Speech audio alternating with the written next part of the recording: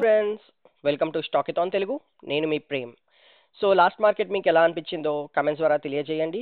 And upcoming market sessions ఎలా ఉంటాయో ఫర్దర్గా డిస్కస్ చేద్దాము. So friends, Nifty analysis like మన లాస్ట్ అనాలిసిస్ ఎలా ఉండే అండ్ మార్కెట్ ఎలా మూవ్ అయింది అన్నది ఫస్ట్ ఒకసారి చెక్ చేసి దాని తర్వాత మండే రోజు మార్కెట్ ఎలా ఉంటుంది అన్నది ఫర్దర్గా ఫైండ్ అవుట్ చేద్దాము. సో మన టైం ఫ్రేమ్కి మూవ్ అవుదాము.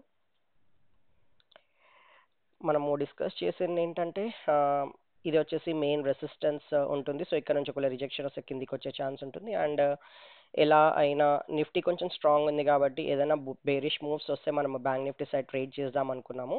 ఒకవేళ కనుక ఇక్కడ మన కన్సాలిడేషన్ వచ్చి బ్రేక్అవుట్ వస్తే మాత్రం all time high or even ఫర్దర్గా పైకి వెళ్ళే ఛాన్స్ ఉంటుంది అన్నట్టుగా డిస్కస్ చేస్తాము. సో మార్కెట్ అలా మూవ్ అయిందా లేదా ఆర్ ఎల్స్ ఇంకేమైనా కరెక్షన్స్ ఉన్నాయా అన్నది ఫర్దర్గా డౌన్గ్రేడ్ చేసి డైలీ టైం ఫ్రేమ్ 5 మినిట్స్లో ఒకసారి చెక్ చేసి చూద్దాము. So 5 minutes time frame.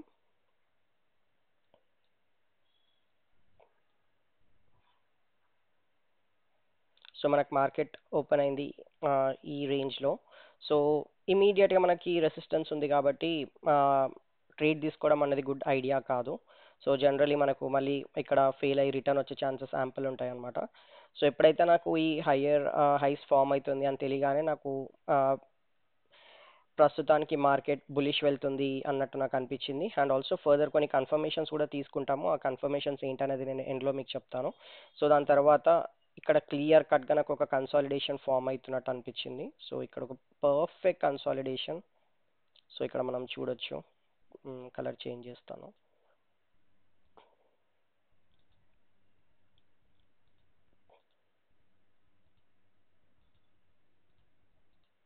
So ఒక very beautiful consolidation almost like 10.5 నుంచి 10.55 వరకు. సో లాంగ్ కన్సాలిడేషన్ అనే చెప్పొచ్చు. ఎప్పుడైతే ఈ కన్సాలిడేషన్ ఇక్కడ బ్రేక్అవుట్ ఇచ్చిందో ఇమీడియట్గా నాకు అర్థమైంది ఇంకా మార్కెట్ అన్నది బుల్లిష్ ఉంటుంది అండ్ ఫర్దర్గా next all time high or even higher వెళ్తుంది అన్నట్టుగా. సో నా ట్రేడ్ వచ్చేసి నేను జనరలీ ఇది ఈ పాయింట్లో తీసుకున్నానండి. ఎప్పుడైతే ఇక్కడ నాకు ఒక బులిష్ పెన్ ఎంటర్ అయిందో like almost like retest levels దగ్గర దాని తర్వాత ట్రైల్ చేస్తూ వెళ్ళాను ప్రతి రెడ్ క్యాండిల్ కింద. సో ఇక్కడ కూడా నా ట్రైలింగ్ స్టాప్ లాస్ అనేది హిట్ అవ్వలేదు. సో ట్రైలింగ్ స్టాప్ లాస్ అనేది నేను జనరల్లీ ఎలా కన్సిడర్ చేస్తానంటే లెట్స్ ఇక్కడ లేటెస్ట్ రెడ్ క్యాండిల్ వచ్చేసి లో ఎంత ఉంది మనకు 24758.20 ఉంది. దాని తర్వాత ఇమీడియట్ గ్రీన్ క్యాండిల్ వచ్చింది. సో దాని తర్వాత ఇమీడియట్గా నేను రెడ్ క్యాండిల్ కింద ఒక 5 to 7 పాయింట్స్ కింద నేను స్టాప్ లాస్ అనేది ప్లేస్ చేస్తాను. ఎందుకంటే ఇమీడియట్గా దాని కిందనే పెట్టేస్తే దానికి ఈక్వల్ లెవెల్స్లో పెడితే most of the times trailing stop loss or normal stop loss కూడా హిట్ అయ్యే ఛాన్స్ ఉంటుందన్నమాట. సో నేను ఒక 5 to 7 పాయింట్స్ కిందనే పెడతాను. ఆర్ఎల్స్ ఇంకా పాసిబుల్ ఉంటే కాస్ట్ టు కాస్ట్ కూడా తీసుకెళ్తాను. బట్ ఇక్కడ వెరీ గుడ్ మూవ్ వచ్చింది కాబట్టి నాకు ప్రాఫిట్స్ పోగొట్టుకోవాలన్న ఇంట్రెస్ట్ లేకుండే. సో ప్రతిసారి నేను ఇక్కడ ట్రైలింగ్ స్టాప్ లాస్ అనేది క్రియేట్ చేసుకుంటూ వచ్చాను. లైక్ ఎప్పుడైతే నేను ఎంట్రీ తీసుకున్నానో దాని తర్వాత ఈ రెడ్ క్యాండిల్ బ్రేక్ అయిన వెంటనే నేను కాస్ట్ టు కాస్ట్కి మూవ్ చేశాను. ఇంకా ఫర్దర్ హైస్ క్రియేట్ చేసినప్పుడల్లా లైక్ రెడ్ క్యాండిల్ కిందికి వెళ్ళాను. టు కీప్ ఇట్ సింపుల్ అసలు నాకు ఎక్కడ కూడా ట్రేడింగ్ స్టాప్ లాస్ అనేది హిట్ అవ్వలేదు.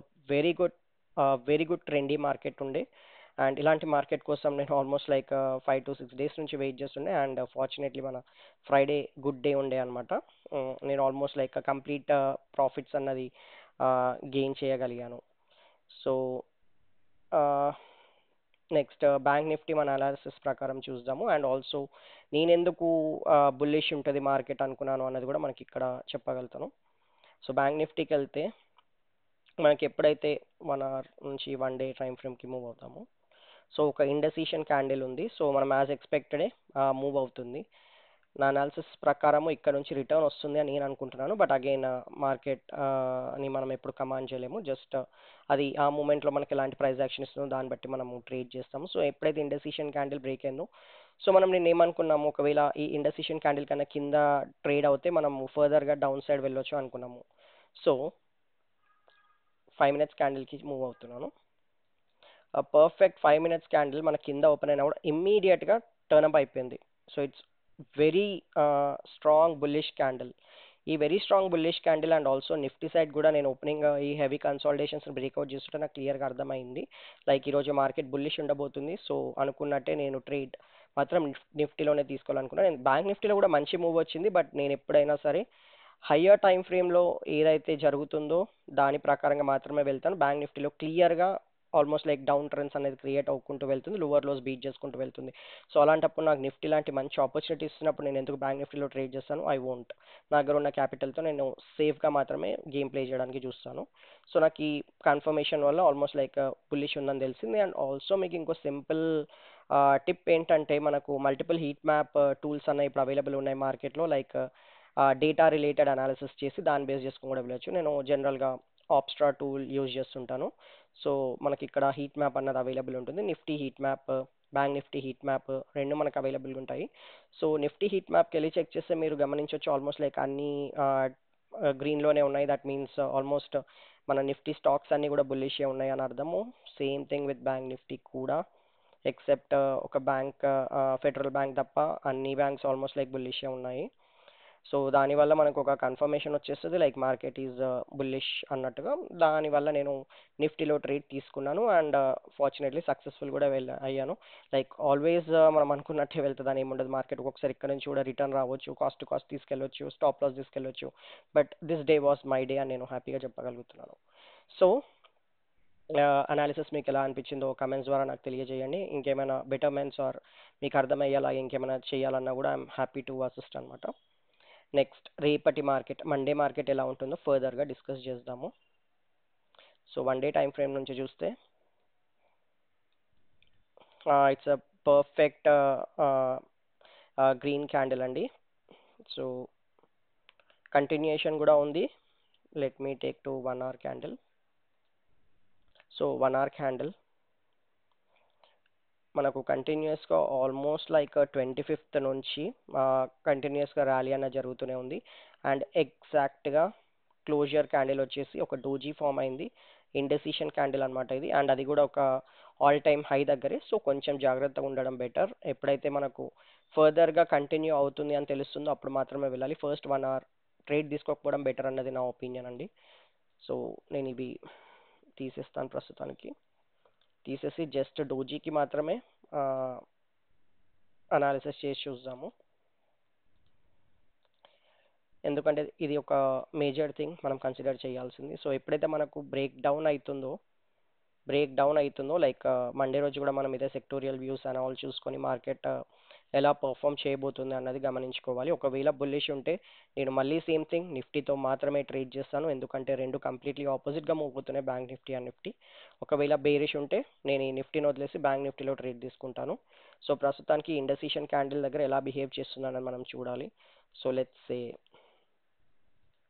నాకు మార్నింగ్ క్యాండిల్ కనుక కింద క్లోజ్ అయినట్టు అనిపిస్తే ఈ డోజీ నుండి, సో నేను ఫర్దర్గా 15 minutes క్యాండిల్కి వెళ్ళి చూస్తాను. అండ్ ఒక రెడ్ క్యాండిల్ కింద గ్రీన్ క్యాండిల్, ఐ మీన్ ఒక గ్రీన్ క్యాండిల్ కింద రెడ్ క్యాండిల్స్ అలా క్లోజ్ అవుతున్నాయి అంటే ఇట్లా ఒక ప్యాటర్న్ లాగా ఫామ్ అవ్వాలి. జస్ట్ ఇట్లా అన్ని రెడ్ క్యాండిల్స్ వస్తే కూడా అది పర్ఫెక్ట్ బ్రేక్ డౌన్ అని చెప్పకూడదండి. ఎందుకంటే ప్రస్తుతానికి బేరిష్ మూవ్ రావడానికి ట్రై చేస్తుంది, బట్ ఇంకా బుల్స్ ఎంటర్ అవ్వలేదని అర్థం. ఎప్పుడైతే బుల్స్ మొత్తం ఆ రెడ్ క్యాండిల్స్ని మింగేయగలిగారో అప్పుడు ఆటోమేటిక్గా మళ్ళీ ట్రెండ్ చేంజ్ అయ్యి పైకి వెళ్ళే ఛాన్స్ ఉంటుంది.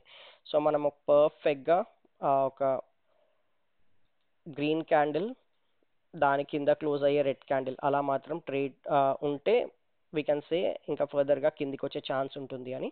అండ్ మనము ఒకవేళ ఎవరైతే ఇందులో బేరిష్ సైడ్ ఉండాలనుకుంటున్నారో వాళ్ళు ఆల్మోస్ట్ లైక్ ఈ క్యాండిల్ వరకు బేరిష్ మూవ్ వచ్చే ఛాన్స్ ఉంటుంది. బట్ అగైన్ నా సజెషన్ అయితే ఒకవేళ బేరిష్ ఉంటే బ్యాంక్ నిఫ్టీ సైడ్ ట్రేడ్ చేయడం మాత్రమే బెటర్. అండ్ ఇది కనుక మనకు బ్రేక్అవుట్ అయితే నెక్స్ట్ పైకి వెళ్ళే ఛాన్స్ ఉంటుంది. ఒకసారి ట్రెండ్ బేస్లో చెక్ చేస్తాము నెక్స్ట్ ట్రెండ్ ఎక్కడి వరకు ఉండొచ్చు అనేది.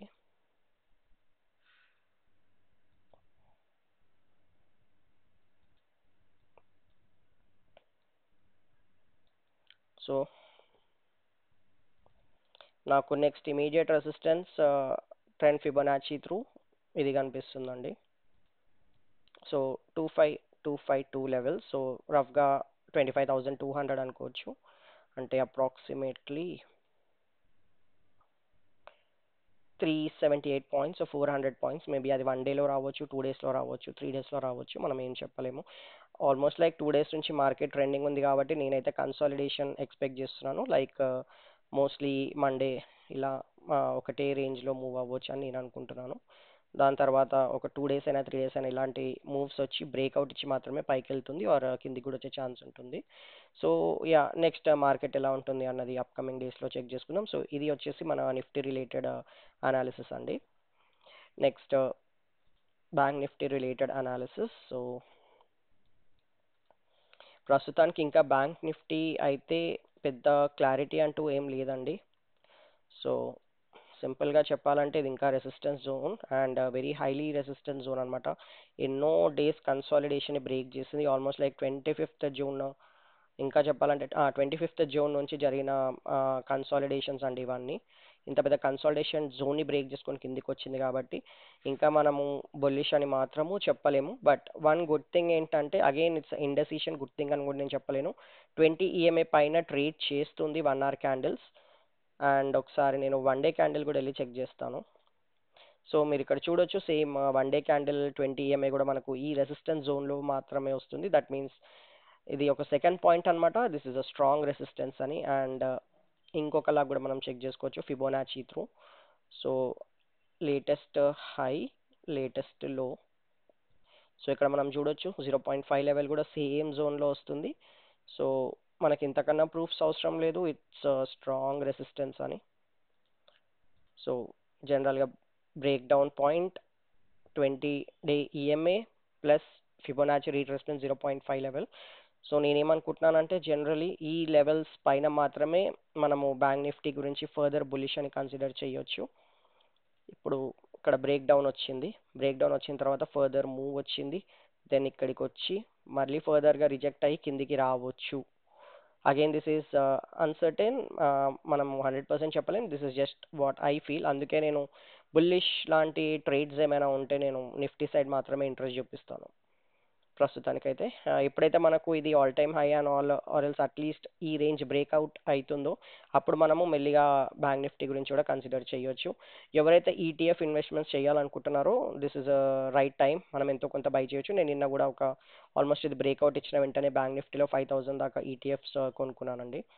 సో జనరల్లీ నేను ఎవ్రీ మంత్ ఇన్వెస్ట్ చేస్తుంటాను ఈటీఎఫ్స్లో. అండ్ మాన్యువల్ ఇన్వెస్టిగేషన్స్ అనాలిసిస్ తర్వాత మాత్రమే నేను ఇన్వెస్ట్ చేస్తుంటాను. సో బ్యాంక్ నిఫ్టీ వచ్చేసి అనాలిసిస్ ఇదండి. ఒకవేళ హయ్యర్ సైడ్ బ్రేక్అవుట్ వస్తే like previous day high breakout కనుక వస్తే మనం నెక్స్ట్ ఇక్కడి వరకు లాంగ్ వెళ్ళొచ్చు. ఇక్కడ మన కన్సాలిడేషన్ అయ్యి మనకు బ్రేక్ డౌన్ వస్తే ఫర్దర్గా డౌన్ సైడ్ ఉండొచ్చు. అండ్ ఇది నా అనాలిసిస్ మాత్రమే. లైక్ మీ సైడ్ నుంచి మీరు కూడా ఒకసారి అనాలిసిస్ చేసుకొని మీకు రైట్ అనిపించినట్టు మాత్రమే ట్రేడ్ తీసుకోండి. థ్యాంక్స్ అండి.